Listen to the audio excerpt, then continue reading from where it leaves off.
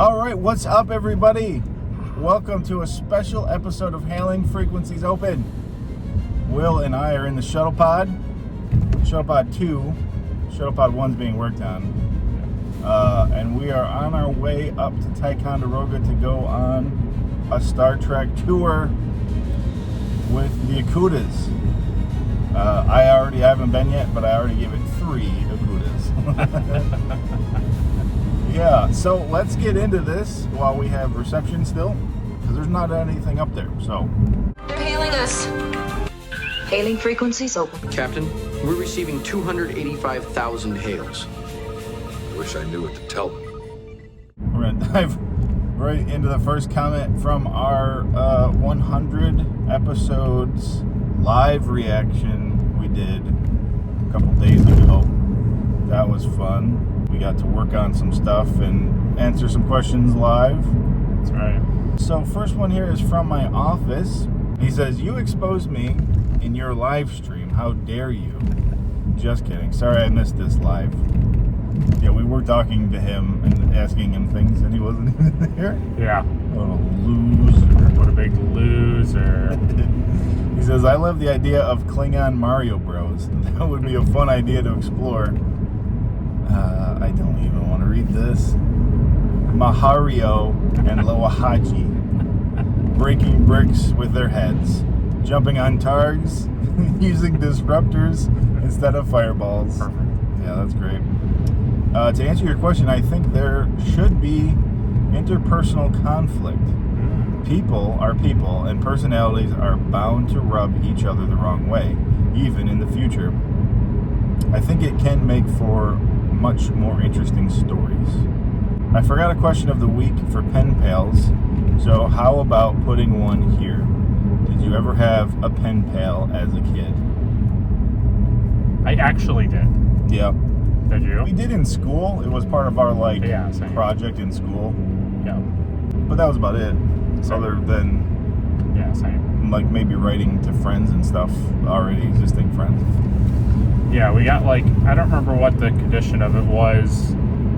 I just remember either he was from China or he had Chinese heritage. I don't remember exactly, but he would send me things that were Chinese related.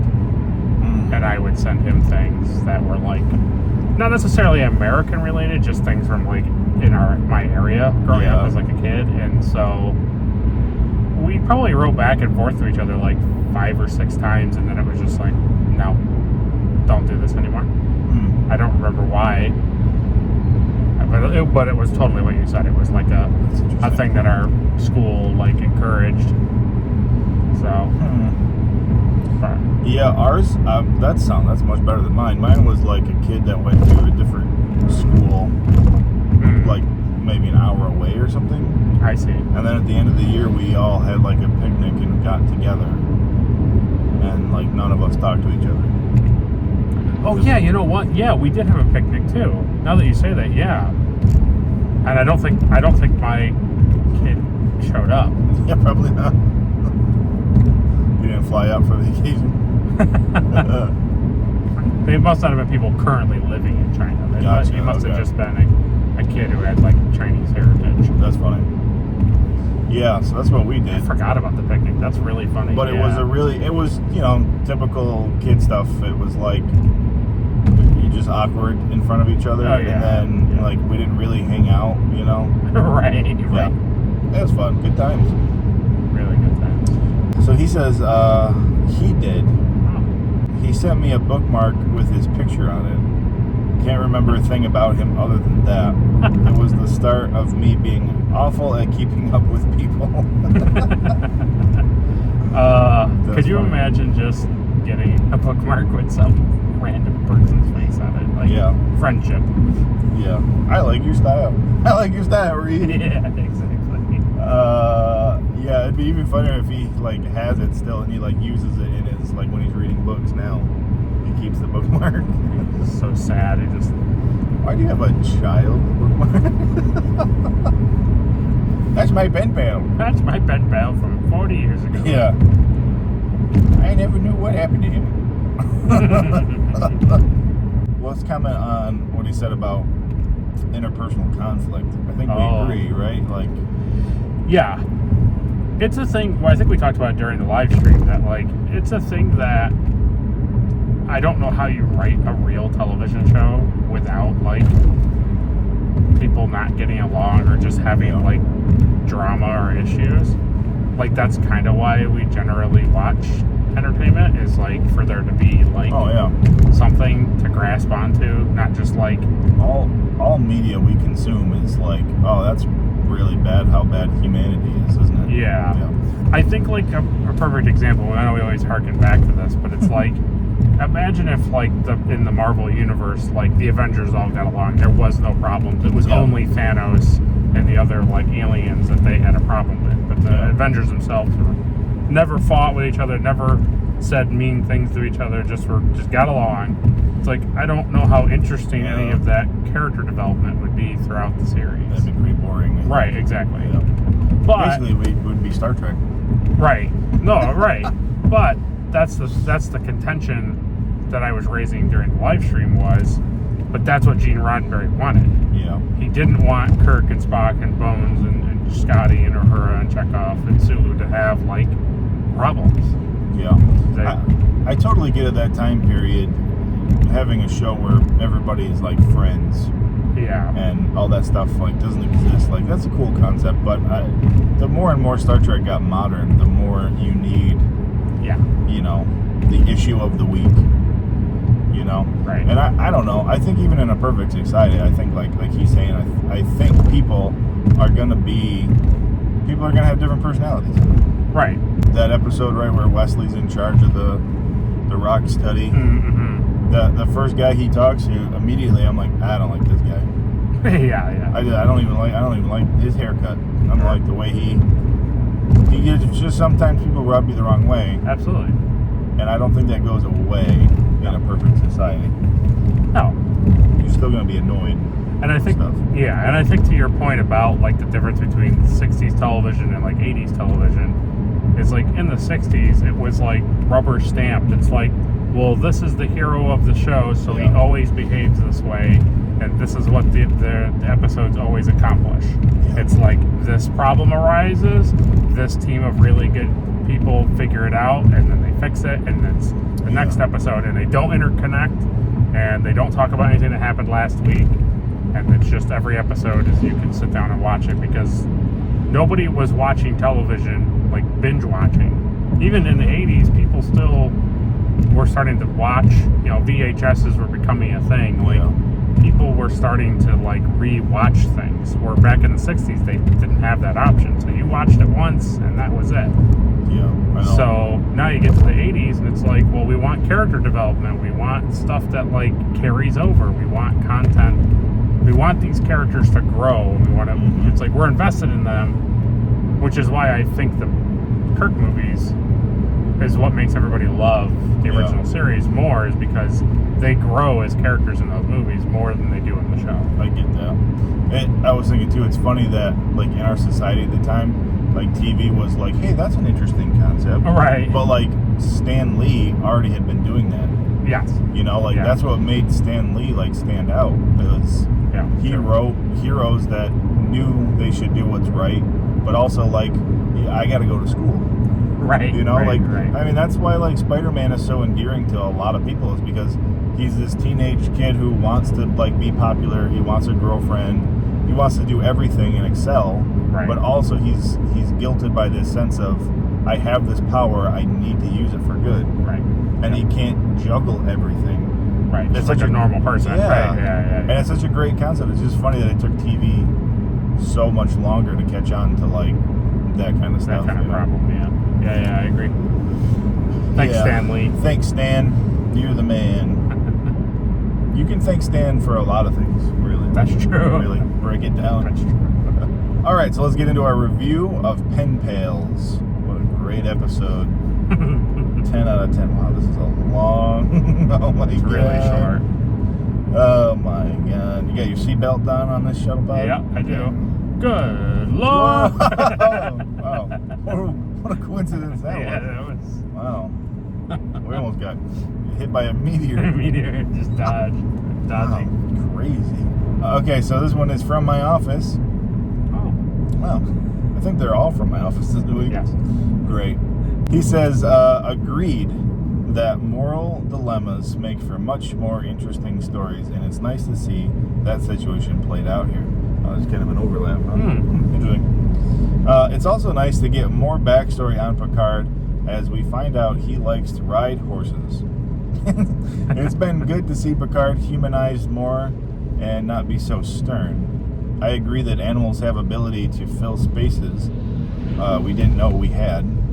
It is amazing how attached we get to our animals. They really become part of our family.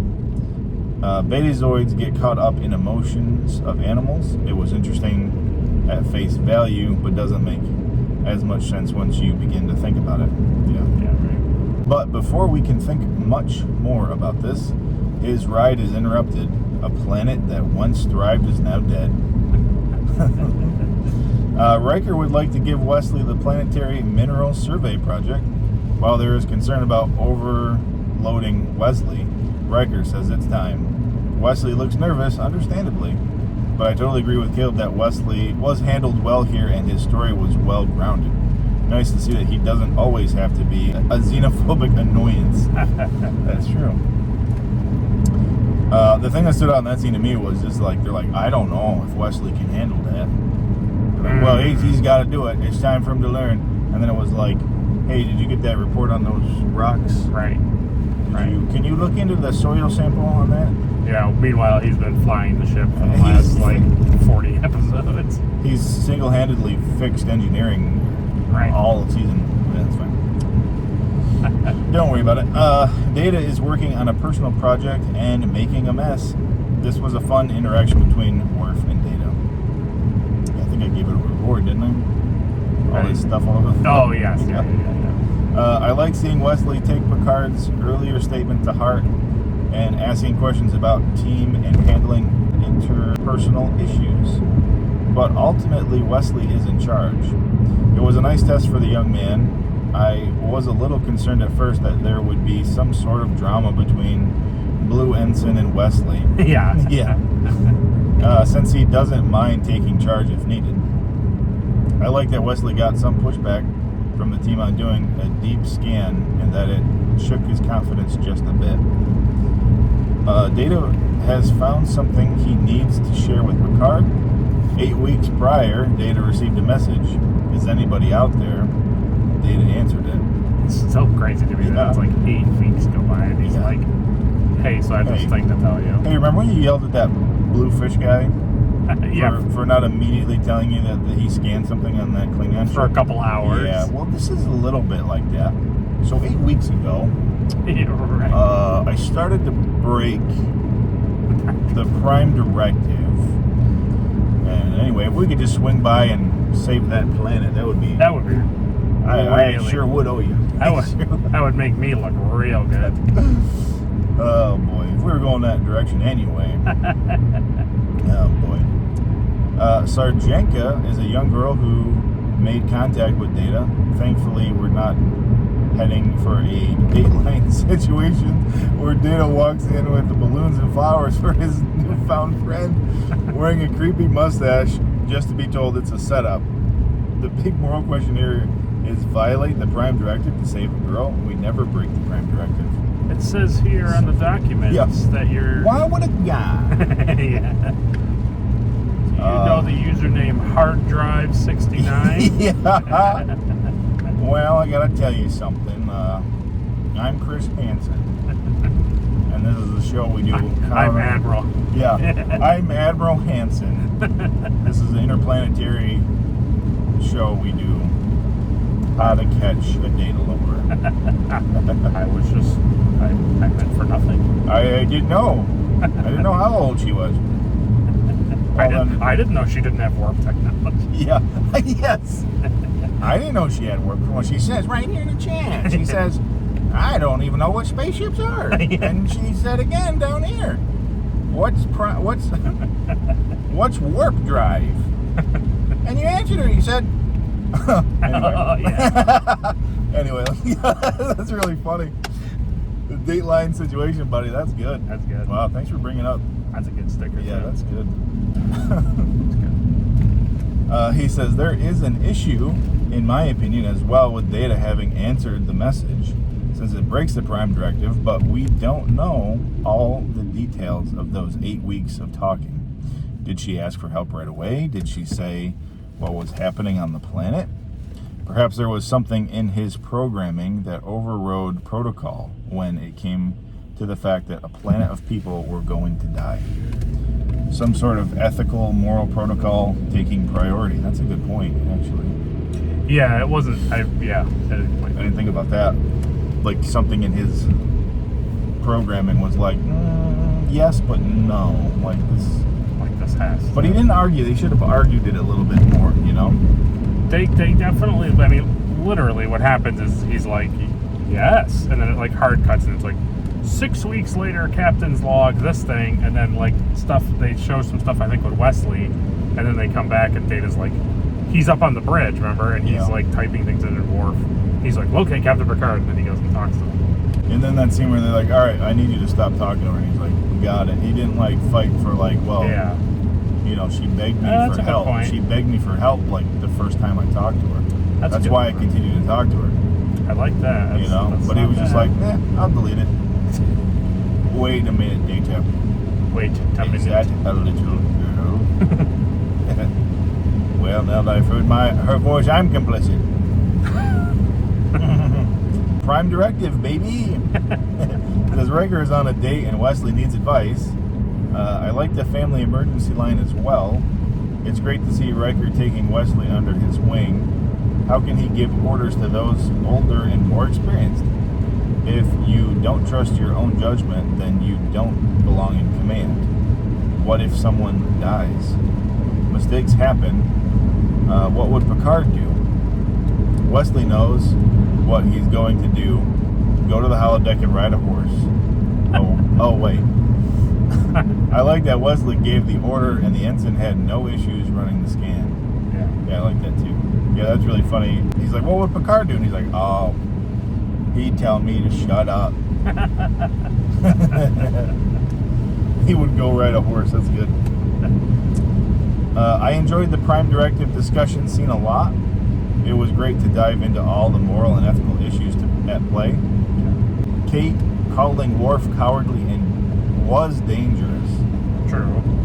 Where do they draw the line for the death of millions? But once you put a voice to the person, one who sounds like a child, how can you say no if you have the power to help in these circumstances? I don't think it made Picard weaker. I think it shows his compassion.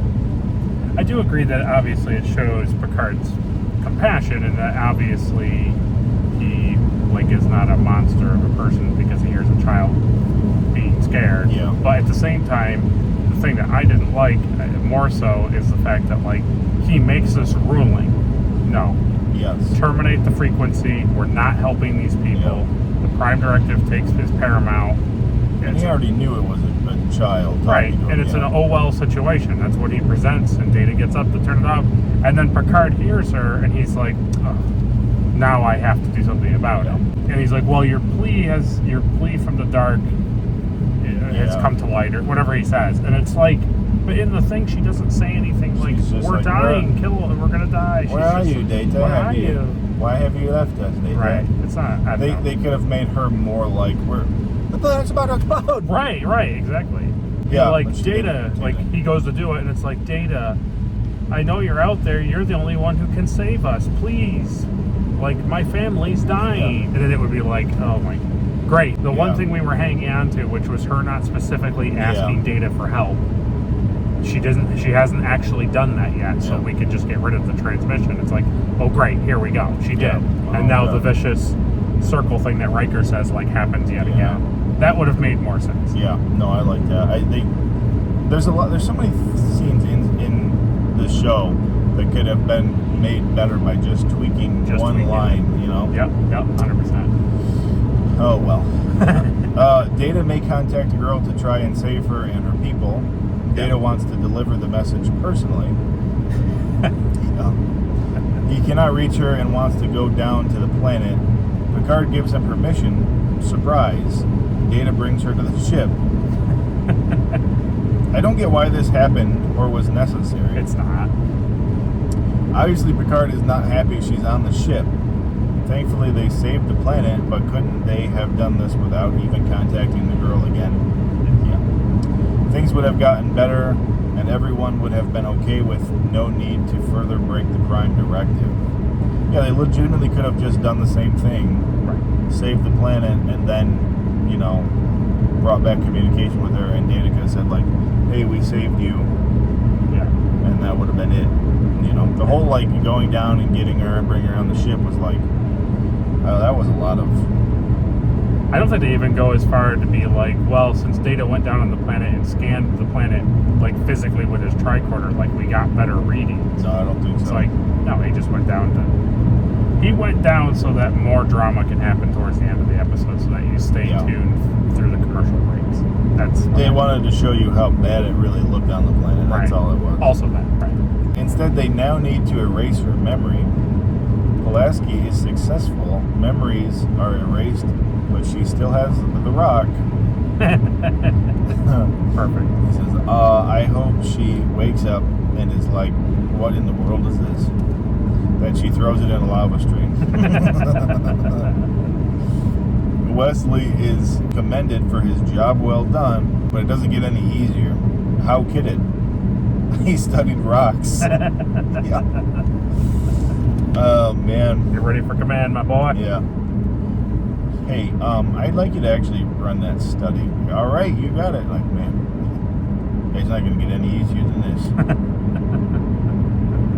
I enjoy that study actually was pretty crucial to saving the planet. I thought that was good. It was very good that those two things intertwined with each other. Yeah. Data goes to see Picard for his actions and apologize. Remembrance and regret is also part of friendship and has brought Data a step closer to understanding humanity. Another time to grow for Data. Two kudos for me. I like where things went with the characters in the Prime Directive debate. Well done on the review, guys. Yeah, it's interesting how, like, you and I generally really liked the episode. Captain Aymar from my office did, but Ed, like, didn't. So it's interesting. Yeah. I think it primarily relies on the fact of the whole conversation surrounding the Prime Directive. Yeah, it does. Without that, it's not a good episode. Right. If it was just about this, like, Data helping this planet, it's all right. Yeah, it's okay. Right. The whole Prime Directive thing is pretty good. Yeah. So we're going to do the Popcorn Award section. First one is from Ed Markstar. He says, once again, my Popcorn Award goes to Brent Spiner's Data. The only character actually wanting to do the right thing. Captain Aymar says the popcorn goes to Picard. And from my office says Popcorn Award, Brent Spiner. Yeah. So, Caleb. Who gets the Popcorn Award for Pen Pals? For being the best actor of the episode? My gut wants to say Spiner. But I feel like giving it to Brett Spiner for being a good robot every week is, you could do it every week. Sure, yeah. I'm gonna say Picard. I'm gonna agree with Captain Aymar because I really enjoy Picard in the scenes where he's specifically like, oh, yeah, your point is validated. What about it? So it's a medical emergency. Then you say, oh, yeah. All right. Well, what if it's war? Do we get involved if it's war? Yeah. Oh no. Yeah. See, now everybody pauses. Right? He gives a very good speech. Yes. I agree. And we don't get to see a lot of good captain speeches in this series. Hasn't been too many of them. So there you go. I'm gonna say Picard. Yay! All right. So now it's everybody's favorite time. What's popular this week? This is popular, so popular. This is popular this week. All right, so we're gonna go to the subreddit, TOS. This comes from Modular Believers. Okay. He shares a picture of Spock's bronze bust and handprint in Vulcan, Alberta. When Leonard Nimoy visited to unveil the bust in 2010, he said, "I have never had an experience quite as touching as I'm having here today." That's pretty cool, man. That's pretty cool. So it's a really cool, like, bronze statue of him, and then it's like his legit, like, handprint. Yeah. Making the Vulcan salute, Yeah. right? Yeah. That's pretty cool. You know, and to think back, like you were telling me that comes from, like, his, like, Jewish heritage. Oh, yeah. You know, that's a pretty powerful thing, you know, like he kind of lived on. Oh, yeah. That's really cool. It's also funny to think that, like, the city in Canada called Vulcan was like, you know what we should do? Yeah. Yeah, that's right. I've never heard of Vulcan in Alberta, Canada. Yeah. Pretty funny. Road trip. Road trip. I would like to see this statue. I'd like to put my hands on it. We could also go to, like, I think, like, Iowa. Like, there's, like, the something for Spock, Kirk. Iowa. For Kirk. It's like the birthplace. Well, that's where he was of from, Kirk. right? Yeah. So that's like, they have, like, a sign that says the birthplace of Captain Kirk. That's cool. Yeah, it is cool. I don't know. Obviously, pretty popular this week, so. Yeah. The next one here is from the TNG subreddit, and it's from DustBunny702. He says the Icarus Factor or serious daddy issues, and then it's a picture of the fighting robot game that he used to play as kids. Yeah. Rock'em Sock'em Robots. Yeah. And then he says, here's Riker and his dad playing Rock'em Sock'em Robots, and Jiu-Jitsu. Oh man, it would have been funnier to edit this picture of him and his dad fighting, like if his dad was blue. Oh, wow. The blue thing, you know? Yeah, like put his face. Because Riker's red uniform is pretty legitimately the red Rock'em Sock'em Robot. I do agree. Rock'em Sock'em. I thought it was pretty hilarious that was popular this week. And Yeah. we had to, like, kind of We just watched it a week before. It's also very American Gladiators with those It is. cushioned, like, staffs. Yeah. They should have used pain sticks and would have been better. What if it was a reverse? Mm. They used paint sticks, and then in the Klingon thing, they had all these, like, cushioned. It's just a pillow fight. Worf had to, like, walk by and they hit him with a pillow. The bile of my enemies covers my hands, and they Yeah. wallop him with this. Downey. My only weakness. A Klingon would not enjoy this. That's his whole dad. He yeah. has to not enjoy what's happening. I hate fluffy, comfortable things. Yes, exactly. Yeah. And just from my office, I'll make this joke. That's the right of dissension. That's good. Really good. All right. Well, that was our special on the road. Hailing frequencies open. And yeah, we'll show you what we did up here. I don't think we can record inside, but we can get pictures, all the pictures your heart can possibly imagine. I'm gonna take so many pictures, it's gonna look like a movie. Yeah, exactly. Go. Yeah, it's gonna be cool. It's gonna be cool. I've been here once before. Yeah. And I really enjoyed it. It's because it's the best bridge in all of Star Trek. Yeah, I was just say now you're gonna probably get you'll have like a completely different experience. I think. Oh yeah. Because I think you had just seen a couple episodes when we had gone up here the first time of TOS. Yeah, I hadn't seen the episode where he fights the Klingon captain in the engineering bay. Oh, okay. At that point, and that episode is very much that set that we were in. Yes. With the Horta balls. Yes. The gold Horta balls. Yeah. Yeah, I am looking forward to it. Should be good. I really enjoy the TOS stuff, so I'll probably like it again. Yeah. So stay tuned for that when we share all of our stuff with our pen pals. Our Trek pals. Our Shrek pals. All right, we'll see you guys. Bye. No.